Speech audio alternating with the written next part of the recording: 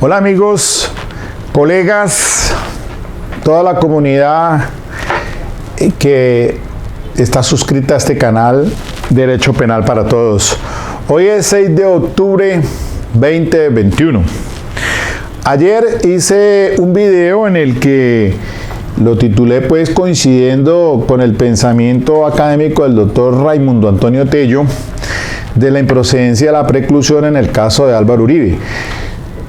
Debido a algunas anotaciones de carácter jurídico que me han hecho, pues tomo la decisión de hacer una ampliación de lo que ayer manejé desde el punto de vista académico. Insisto en eso, acá no es un pensamiento político, ni religioso, ni ideológico, no, solamente de índole académica.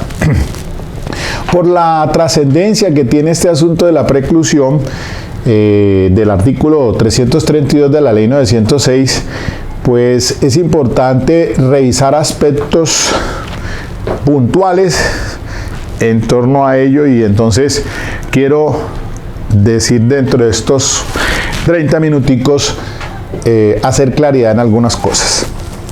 Bueno, de todas maneras, pues aquí yo he revisado al maestro Jesús Orlando Gómez López en su teoría del delito, porque pues, me parece importante transmitir una idea clara sobre este asunto que se está manejando de la preclusión.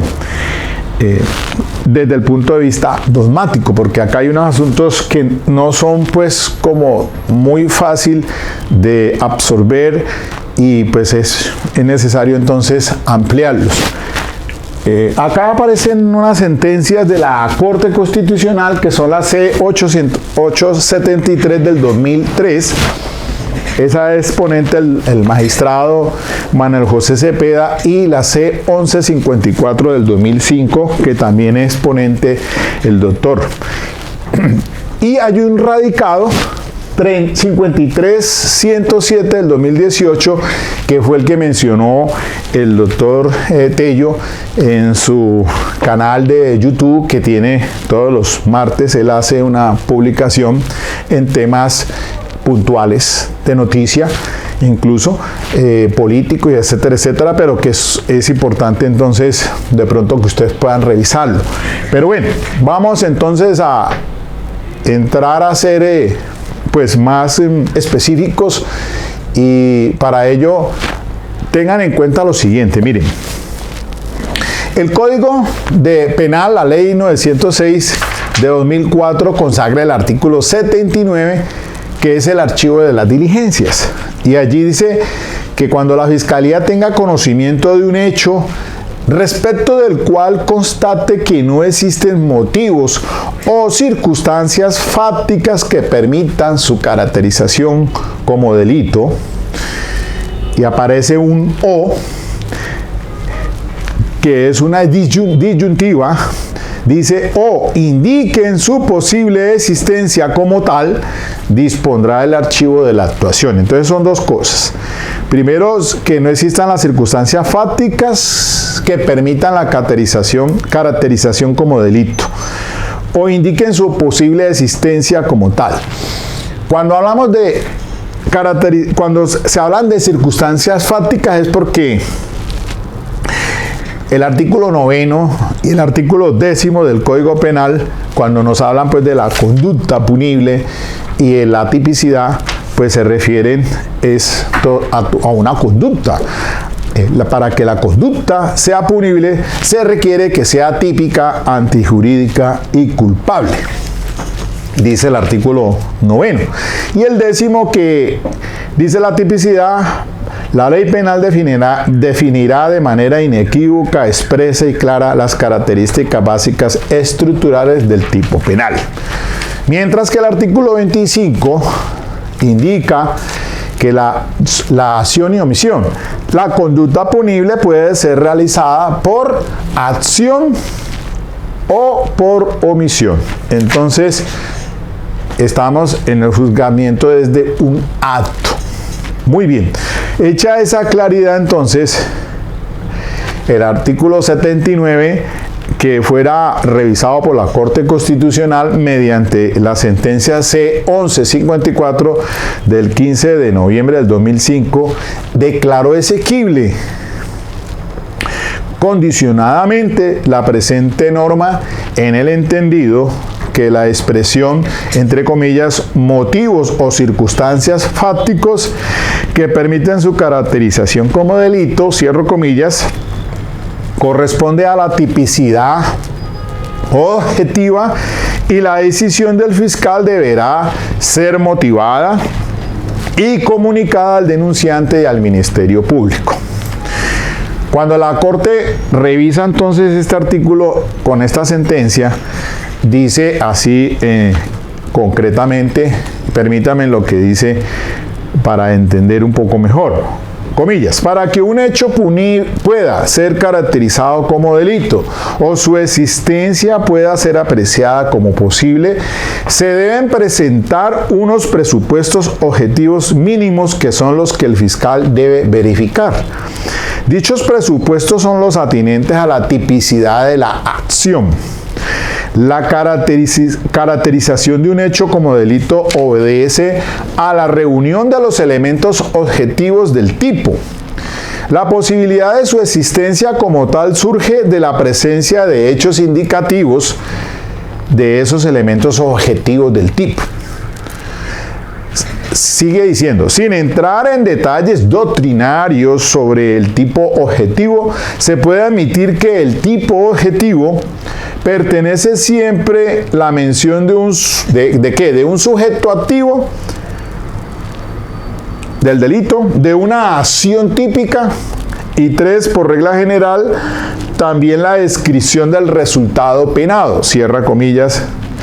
Cuando el fiscal no puede encontrar estos elementos objetivos que permiten caracterizar un hecho como delito, no se dan los presupuestos mínimos para continuar con la investigación y ejercer la acción penal, procede entonces al archivo.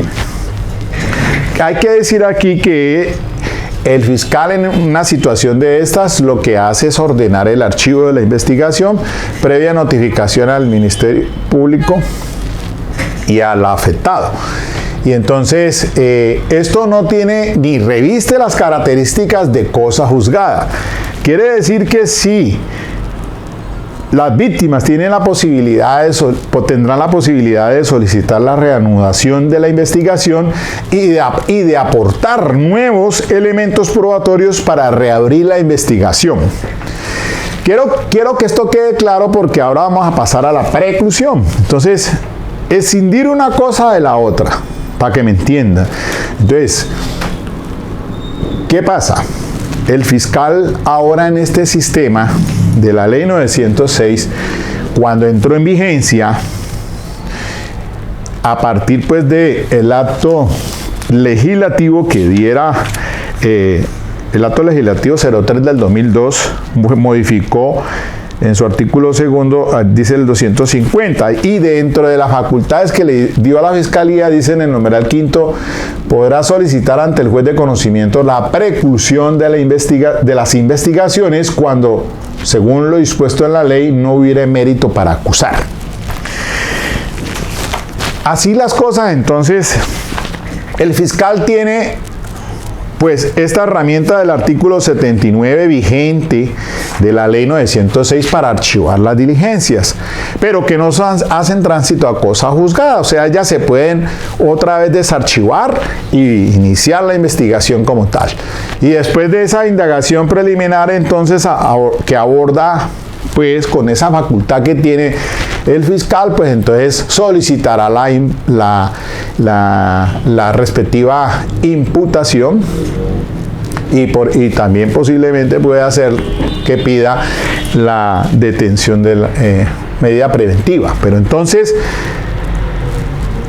se da esa primera fase, pero resulta de que si el fiscal ya imputó los cargos, entonces el camino que le queda por imposición de la ley, por imposición de la Constitución, no es otra que solicitar ante el fiscal, al juez de conocimiento, la preclusión que le dice el artículo 332, en la que por cualquiera de las circunstancias allí que aparecen en mi tablero, solicitar la preclusión, porque como en este sistema la ley 906 pues se escindió los actos de investigación de la Fiscalía de los actos de juzgamiento. Ese es uno de los principios rectores del sistema. Fiscal, dedíquese a investigar. Juez, usted pues hace lo propio en materia de juzgamiento. Jueces de garantía tienen un control frente a los derechos fundamentales, mientras que los jueces de conocimiento pues resuelven de fondo la situación. Por eso entonces esas facultades jurisdiccionales se las quitaron a la Fiscalía, y por eso la sentencia C-873 del 2003 dice aquí, señaló, abro comillas, el numeral quinto, tal como fue modificado por el acto legislativo, despoja a la Fiscalía General de la Nación de la función de declarar precluidas las investigaciones penales en los casos en que no existió mérito para formular una acusación. Atribución que le había sido asignada por el numeral segundo del artículo 250 original, en virtud del cual era la Fiscalía la encargada de calificar y declarar precluidas dichas investigaciones. Ahora, la función de decidir sobre la preclusión corresponde al juez de conocimiento de la causa correspondiente, por regla general, a petición de la Fiscalía. La reforma constitucional también deja en claro que la decisión de declarar la preclusión de una investigación penal únicamente podrá adoptarse de conformidad con lo dispuesto en la ley, dijo la sentencia en mención. Miren, ahora vamos al tema del caso Uribe. La situación es que aquí voy a referirme a una situación que se me presentó, entonces, para que ustedes entiendan cuándo puede un fiscal archivar diligencias.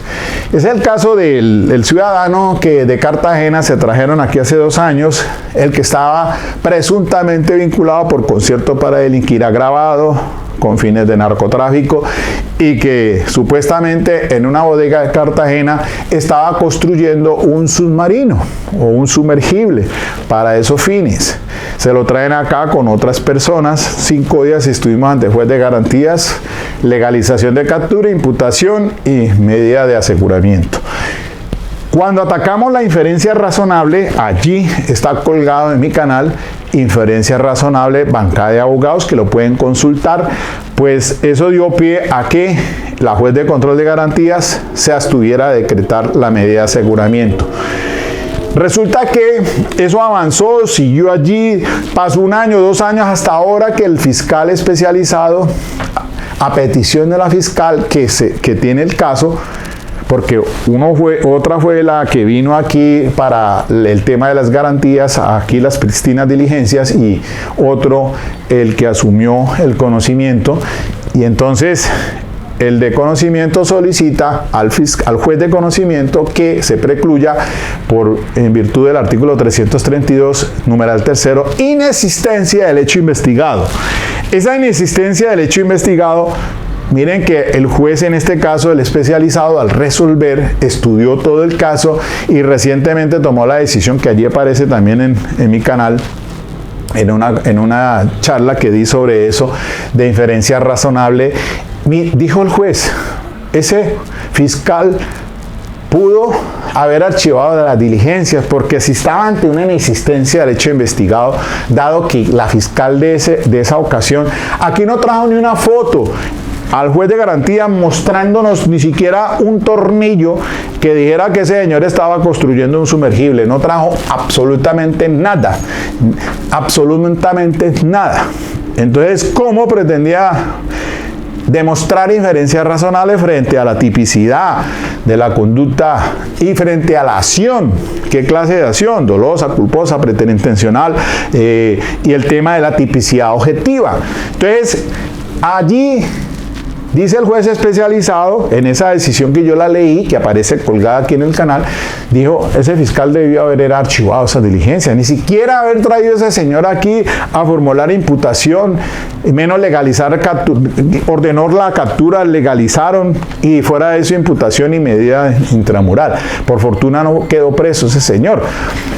Pero solamente 2 años después es que el juez de conocimiento precluyó a petición de ese fiscal, que no tuvo los elementos materiales probatorios, obviamente, porque ¿cómo iba a acusar si no tenía absolutamente nada para demostrar en contra de ese ciudadano? Entonces miren la diferencia. Allí podía haber tomado el archivo de las diligencias, porque aquí lo dice el artículo 79 muy claramente.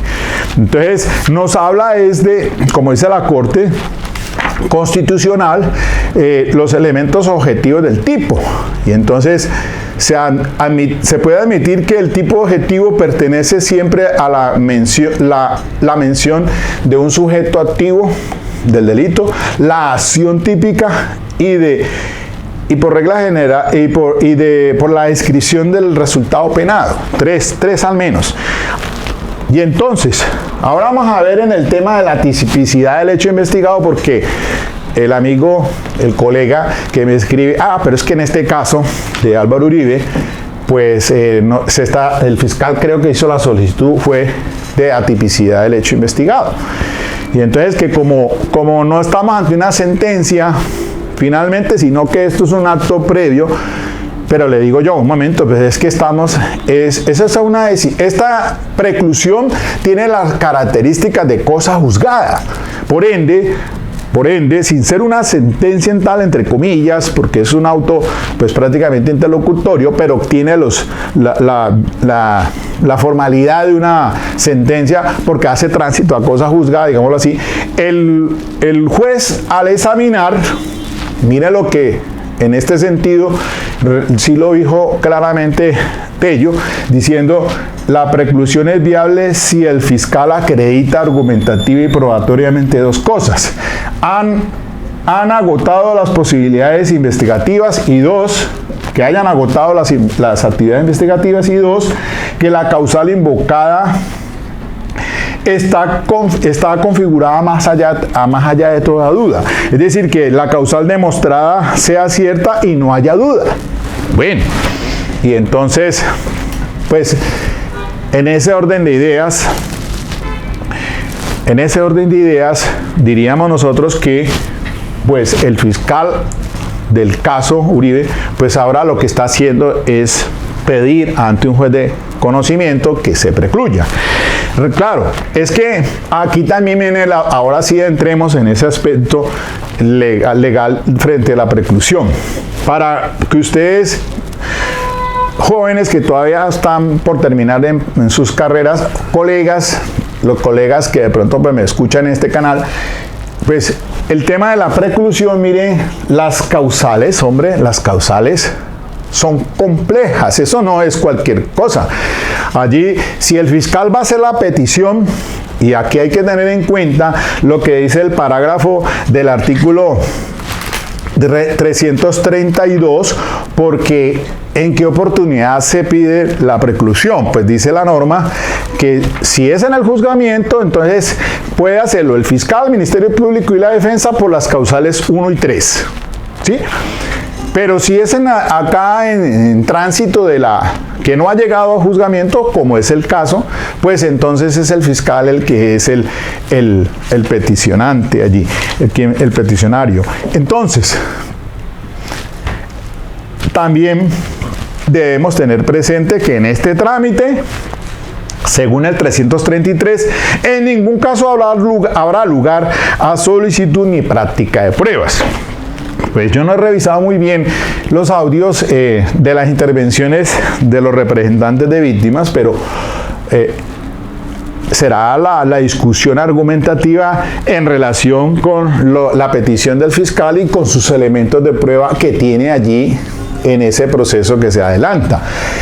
No es una discusión probatoria, porque no es que se estén practicando pruebas solamente, pero de aparecer elementos de prueba presentarlos, los representantes podría, dado el caso, hacerse, pero que la discusión aquí, como dice pues el doctor Tello, pues genera una situación diferente, porque pues hay una controversia en sí de dos actores, la fiscalía, en este caso las víctimas, para que pues no se precluya, que por el contrario continúe la investigación contra el senador Álvaro Uribe. Entonces, hay una situación que hay que también hacer relevancia de ella, porque en este caso viene de allá de la corte, ¿no? Cuando recuerden muy bien que se le dictó medida de aseguramiento, era pues por el procedimiento de ley 600 ante la corte, que él renuncia a la investidura, entonces salta el asunto para acá, para competencia de la Fiscalía General de la Nación por la 906, pero que allá se le había tomado diligencia indagatoria y resuelto situación jurídica, es decir, que los mismos presupuestos de inferencia razonable que se dan para formular la imputación y imponer la medida de aseguramiento se habían hecho tanto como ley 600 como la 906, que al llegar el caso acá entonces se pide la revocatoria a favor de Álvaro Uribe y se concede entonces por un juez de control de garantías en meses pasados, entonces por encontrarla pues procedente. Pero entonces, para que me entiendan, el tema ya había superado el tema de la inferencia razonable. Había pues, según el estudio que hiciera la Corte en su momento, pues estaban dados esos elementos de pruebas para tomar esa decisión hasta allí nomás. Que esto pasa a la Fiscalía y pide la preclusión ahora, entonces pues se viene generándose la discusión porque dicen pues que no da lugar a ella, pero que ya esto corresponde a un juez de conocimiento en el manejo de la ley 906 de 2004. Hay algo muy interesante. Y de pronto pues esto no da para este espacio de los 30 minuticos, pero sí quiero citar al maestro Jesús Orlando Gómez López. Muchachos, este libro de teoría del delito del maestro abogado payanés, brillante, catedrático, profesor mío en especialización de Derecho Penal. Y entonces, miren lo bien interesante que resulta esta discusión, porque sin entrar a revisar, a ver, en este caso no se ha pedido ni por el numeral primero, no se habla de imposibilidad de iniciar o continuar el ejercicio de la acción penal. Diríamos, por ejemplo, que prescribió la acción penal, que porque era un delito querellable y que porque entonces se pasó el tiempo, que no se puede continuar el proceso porque falleció el sujeto activo. Eso no está pasando allí. Segundo, la existencia de una causal que excluya la responsabilidad. Y entonces ahí hay que irse al artículo 32 del Código Penal, cuando entonces señala la disposición ausencia de responsabilidad y dice no habrá lugar a responsabilidad penal cuando. Y hay un catálogo ahí de 12 numerales que pues se estima cuando se está frente a una causal de ausencia de responsabilidad. Diríamos que como estamos en la nueva disposición del Código Penal, reformado ese decreto 100 del 80, ya llevamos cuántas décadas con la reforma, venimos con la ley 599 de 2000, o sea, llevamos 21 años con eso, pero a otra hora, los que tuvimos oportunidad de manejar ese código anterior, pues entonces hablaban de causales de justificación, causales de ausencia de responsabilidad. Ahora aparecen allí en el contexto con un solo enunciado, causales de ausencia de responsabilidad, y entonces están las unas y están las otras allí. Eso es todo. Pero no es el caso. Inexistencia del hecho investigado, pues tampoco creo, porque pues ahí no aquí no estaríamos como en el caso que les acabo de mencionar, en el que pues se había traído a esta persona por el tema del sumergible. Pero bueno, atipicidad del hecho investigado. Allí, quedamos allí. El quinto es sexta, pero no. Sexta, imposibilidad de desvirtuar la presunción de inocencia, es otro tema bien importante que no haría para este espacio académico, pero sí aterricemos a la tipicidad del hecho investigado. Al menos si me dan estos 5 minuticos, no más, porque no me queda en el formato que tengo para explayarme más en este tema. Pero sí quiero leer algo del maestro Jesús Orlando Gómez López, que viene como traído y calza aquí pues en este asunto. Mire, leamos. La tipicidad del hecho investigado. Bueno, el maestro, por acá en la página de este libro, página 409, atipicidad, capítulo 8, atipicidad. En atención a las modificaciones introducidas a la ley penal vigente, la ecuación típica no es ya la simple subsunción del comportamiento en el tipo legal. El hecho fáctico coincide con la hipótesis legal prevista en el tipo. Y en atención que no puede considerarse como típico o prohibido lo que de otra parte está ordenado o permitido en otras normas del ordenamiento jurídico, se entiende que solo se adecua al tipo penal, entre paréntesis, o sea, a la provisión penal, la conducta que es antinormativa. Esto es que no se encuentra autorizada u ordenada por alguna norma. Por tanto, el cumplimiento de un deber, actuar con licencia o permiso de autoridad competente, el ejercicio legítimo de un derecho o el cumplimiento de orden legítima de autoridad competente, el consentimiento del titular del bien jurídico, por ser comportamientos impuestos en el ordenamiento jurídico o facultades de acción y disposición autorizadas por la Constitución o la ley, no entran en el campo de la ecuación típica y de esta manera serán motivos de atipicidad.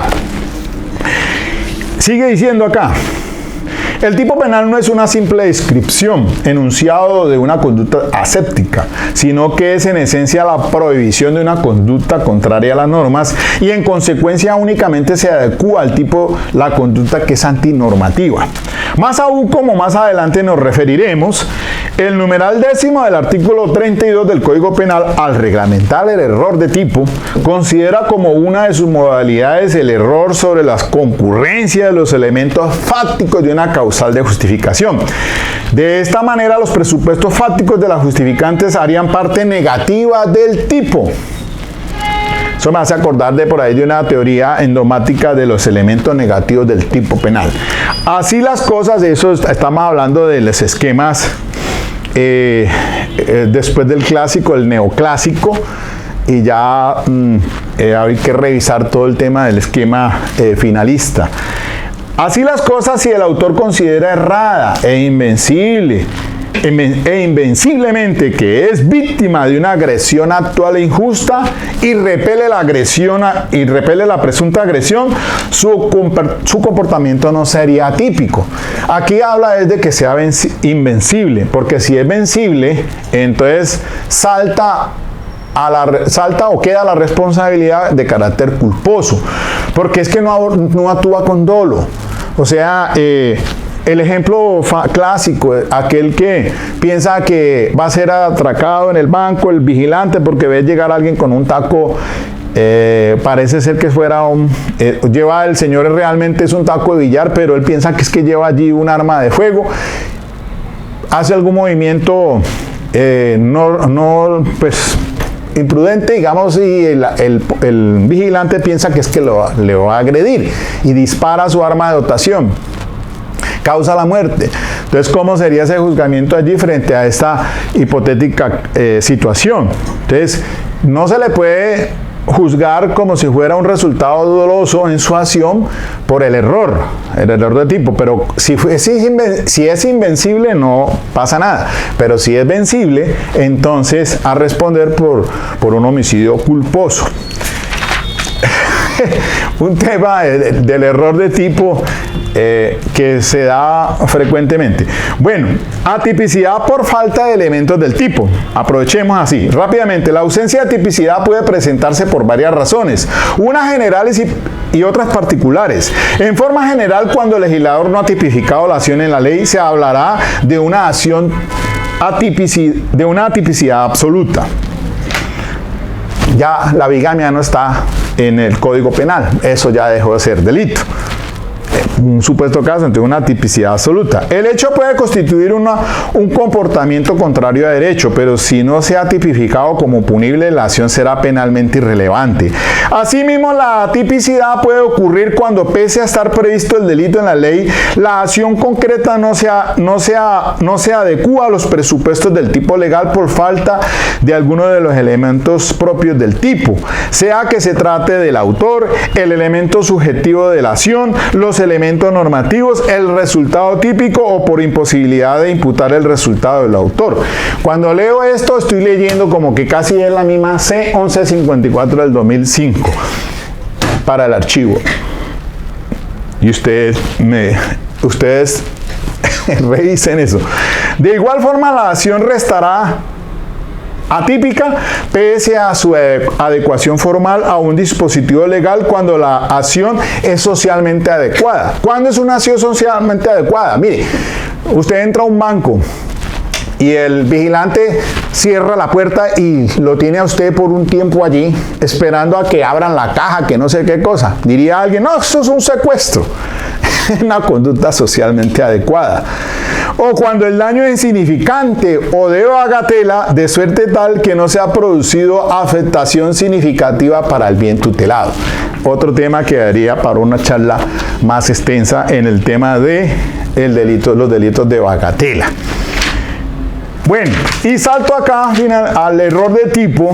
Por acá tenía subrayado una parte que considero importante, que dice así: según la concepción seguida en el Código Penal colombiano, artículo 32, numeral segundo, el tipo no describe acciones neutrales o sin valor y por el contrario enuncia actos prohibidos y por lo tanto la tipicidad abarca todos los elementos fácticos, normativos, descriptivos que hacen que el acto resulte desvalorado y prohibido penalmente, con independencia de la conciencia de su específica antijuridicidad. Por lo anterior, los elementos fácticos de las causas de justificación son elementos negativos del tipo, pues en esas circunstancias, paréntesis, frente a una agresión o a un peligro grave inminente, etcétera, cierro paréntesis, la acción no es la que la ley prohíbe, pues el individuo agredido, por ejemplo, sabe que no realiza un tipo de homicidio y por tanto su voluntad no se dirige a realizar una acción típica, sino un acto que sabe autorizado y en consecuencia no obra con dolo.